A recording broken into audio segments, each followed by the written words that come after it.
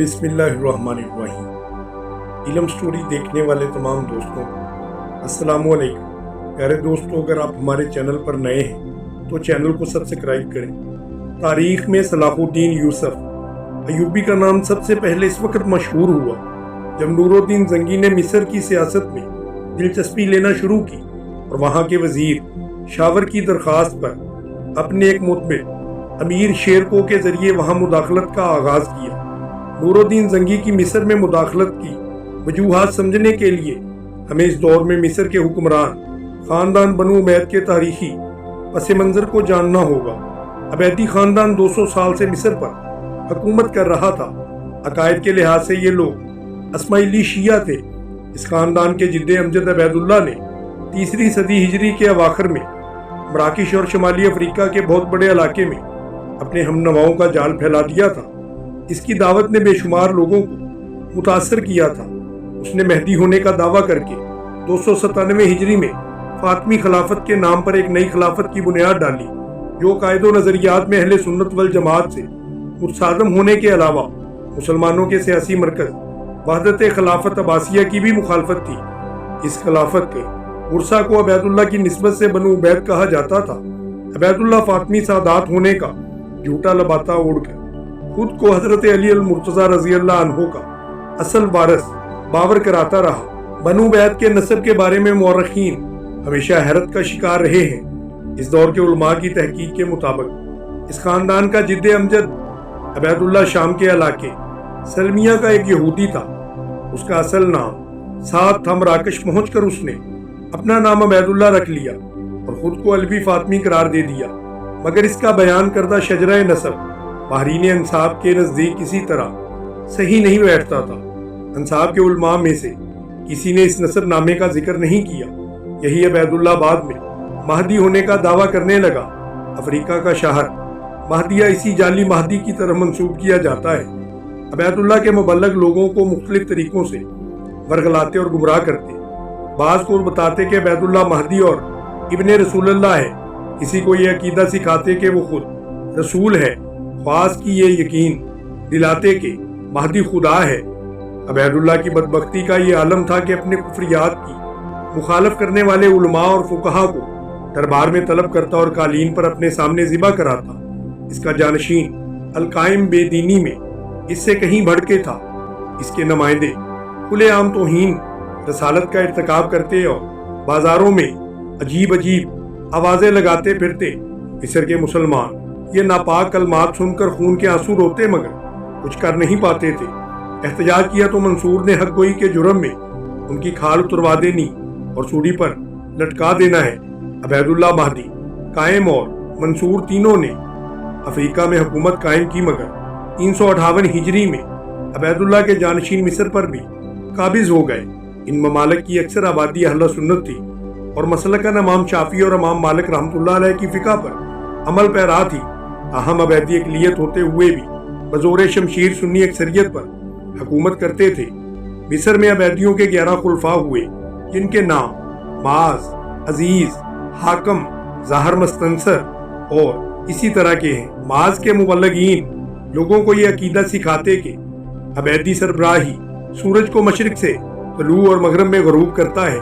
माज ने शाम के मशहूर फ़कीह इब्ने नाबलसी को गिरफ्तार करा के एक लकड़ी के पिंजरे में अपने पास तलब किया था और अपने सामने जिंदा हालत में उसकी खाल उतरवा कर सूली पर चढ़ा दिया था।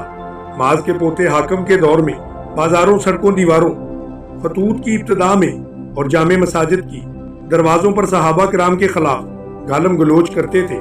एक बुजुर्ग अबू अल कासम वास्ती ने बैतुल मुकद्दस में अजान देते हुए अबैदियों की रस्म के मुताबिक हय्या अला खैरुल अमाल की जगह हय्या अलल फलाह कह दिया। हाकम ने उसकी जबान कटवा दी। सरकारी कारिंदे साहबा कराम की तारीफ करने वालों को गिरफ्तार करते और अक्सर उनकी गर्दन भी उड़ा दी जाती थी। बनु उबैद की यह हुकूमत इस दौर में इतनी ताकतवर थी कि खुलफाए बनु अब्बास और उंदलस के मुसलमान हुक्मरान तक इससे खाइफ थे। इनका दायरा हुकूमत फैलते फैलते जजीरा सकलिया तक जा पहुंचा था। बहेरे रूम में इसका बहरी बेड़ा सबसे ज्यादा ताकतवर तस्वुर किया जाता था। शाम का बहुत बड़ा इलाका भी इनके ही जेरे नगी था। मिस्र में अबैदियों की सबसे बड़ी यादगार ان کا بسایا ہوا عظیم الشان شہر قاہرہ آج بھی دنیا کے چند بڑے شہروں میں شامل ہوتا ہے۔ اس کی بنیاد معاذ کے نائب جوہر نے رکھی تھی، تاہم ان دنوں قاہرہ اتنا وسیع نہ تھا۔ یہ دریائے نیل کے کنارے مضبوط وسیلوں سے گھرا ہوا ایک قلعہ نما شہر تھا، جہاں صرف شاہی گھرانہ، عمرا اور سرکاری لوگ رہتے تھے۔ عام آبادی قاہرہ سے متصل قدیم شہر فسطاط میں رہتی تھی، جو فاتح مصر حضرت عمر بن العاص رضی اللہ عنہ نے آباد کیا تھا۔ 3 صدیوں تک یہ مصر کا دارالحکومت رہا تھا۔ قاہرہ کو اس وقت المدینہ اور فسطاط کو مصر کہا جاتا تھا۔ قاہرہ میں بنو عبید کے 2 بڑے محل تھے، جو قصر شرقی اور قصر غربی کہلاتے تھے۔ دونوں محلات کے درمیان ایک بڑا میدان تھا اور ایک زیر زمین سرنگ ان دونوں محلوں کو ملاتی تھی۔ قصر غربی اور در حقیقت عبیدیوں کا اشرت قدا تھا، جہاں پر تفریح کے ہر نوع مزے لیے جاتے تھے۔ اس سے متصل گلشن کا کافور نامی باغ تھا، جس میں قصر غربی کے دروازے کھلتے تھے۔ نزدیک ہی بنو عبید کا ایک آبائی قبرستان تھا۔ اس شہر میں بڑے بڑے کتب خانے تھے، جو کہ کرتبہ کے علمی خزانوں کے ہم پلہ شمار کیے جاتے تھے۔ قصر شرقی عبیدی سربراہ کی قیام گاہ تھا۔ وہ اپنے اہل و عیال، غلاموں، نوکروں اور باندیوں سمیت اس طلسم خانے میں رہا کرتا تھا۔ یہیں اس کا دربار لگتا تھا۔